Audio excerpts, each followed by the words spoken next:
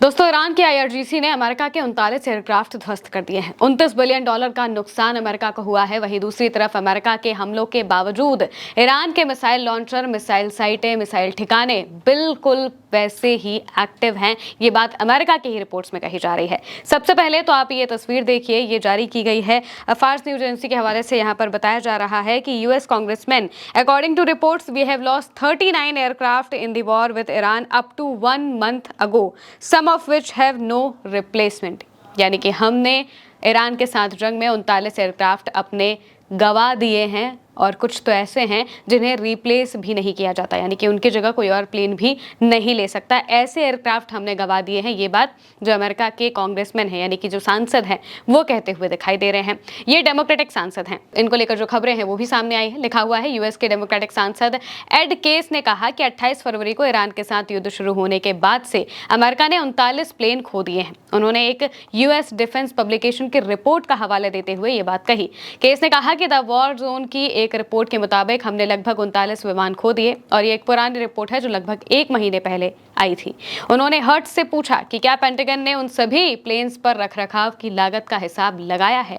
Hertz ने जवाब दिया, सर वहां कुछ लागतें तो हैं, लेकिन मैं आपको लिखित रूप में बताना चाहूंगा कि वो विशेष रूप से क्या है, क्योंकि जैसा कि आप कल्पना कर सकते हैं, प्लेन की मरम्मत की लागत का हिसाब लगाना बहुत मुश्किल काम है।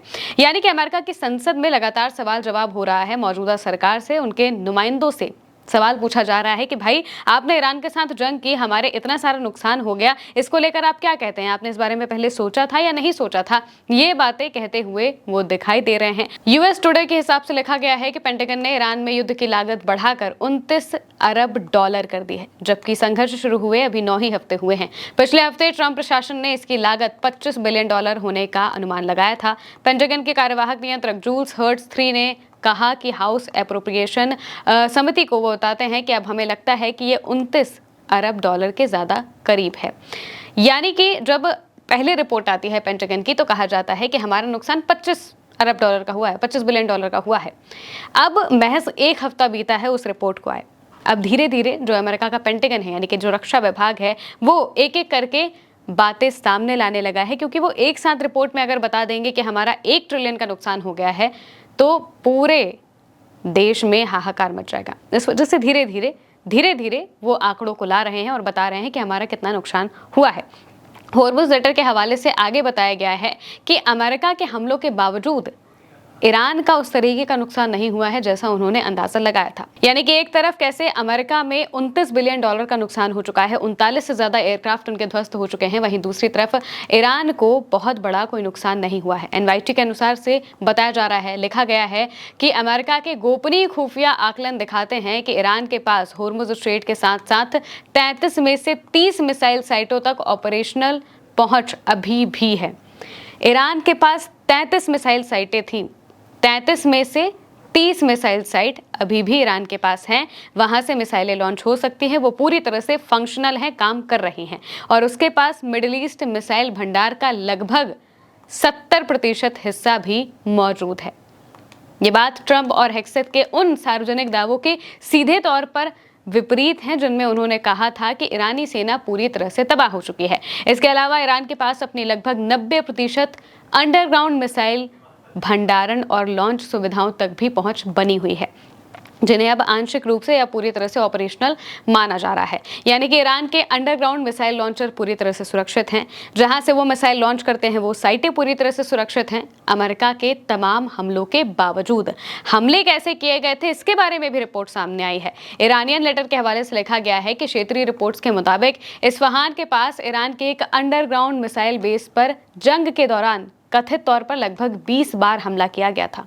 औसतन हर 2 दिन में एक हमला हो रहा था, हर 2 दिन में एक हमला। इन हमलों में B-2 और B-52 प्लेन से बंकर तोड़ने वाले गोला बारूद और सटीक हमलों का इस्तेमाल किया गया था।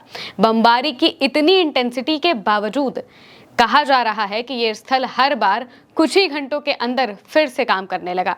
रिपोर्ट से पता चलता है कि ये शायद ही कभी आधे दिन से ज्यादा समय तक इनएक्टिव रहा हो। इस्फहान के एक निवासी ने आसपास के पहाड़ों पर रात में बार बार होने वाले हमलों का जिक्र करते हुए बताया कि अगली सुबह भी उसी इलाके से मिसाइलें लॉन्च होती हुई देखी गई। ईरान के लोग खुद कह रहे हैं कि जहां पर अमेरिका और इजराइल मिलकर हमला कर रहे थे, क्योंकि अमेरिका और इजराइल दोनों का ये पूरा मोटिव और पर्सपेक्टिव था कि ईरान की जितनी भी न्यूक्लियर साइट्स हैं और ईरान की जितनी भी मिसाइल साइट्स हैं जहां से वो मिसाइलें लॉन्च करते हैं, उन सब जगहों को हम तबाह कर देंगे। इस वजह से वो मिसाइल लॉन्चर्स पर हमला कर रहे थे। लेकिन ईरान के ही लोग इस बात को कह रहे हैं कि भाई हमला तो वो करते थे, हर 2 दिन में एक हमला होता था और मामूली हमला नहीं किया जाता था, B-2 बॉम्बर जैसे प्लेन से हमला किया जाता था। बम वर्षक विमान जो बम बरसाते हैं, ऐसे प्लेन से हमला किया जाता था। लेकिन जितनी बार भी हमला हुआ उतनी बार हमलों के कुछ वक्त बाद ही वापस से उसी जगह से मिसाइलें लॉन्च होती थी और ये सब कुछ IRGC करता था। यानी कि अंडरग्राउंड बंकर्स ईरान ने इस तरीके से बनाए हैं कि अमेरिका की इतनी गोलीबारी बमबारी के बावजूद वो अभी भी बिल्कुल काम करते हुए दिखाई दे रहे हैं। और वहीं दूसरी तरफ अमेरिका के साथ क्या हुआ? अमेरिका के महंगे महंगे प्लेन ध्वस्त हो गए। बड़े बड़े प्लेन, अच्छी टेक्नोलॉजी वाले, एडवांस्ड नेक्स्ट जनरेशन प्लेन ध्वस्त हो गए हैं। 39 से ज़्यादा एयरक्राफ्ट तबाह हुए हैं। 29 बिलियन डॉलर से ज़्यादा का नुकसान अमेरिका झेल चुका है। और ये नुकसान कोई मामूली नुकसान नहीं है, बल्कि नासा के एनुअल बजट से ज़्यादा नुकसान है। सबको पता है कि अमेरिका अपने साइंस प्रोग्राम में सबसे ज़्यादा पैसा इन्वेस्ट करता है पूरी दुनिया में।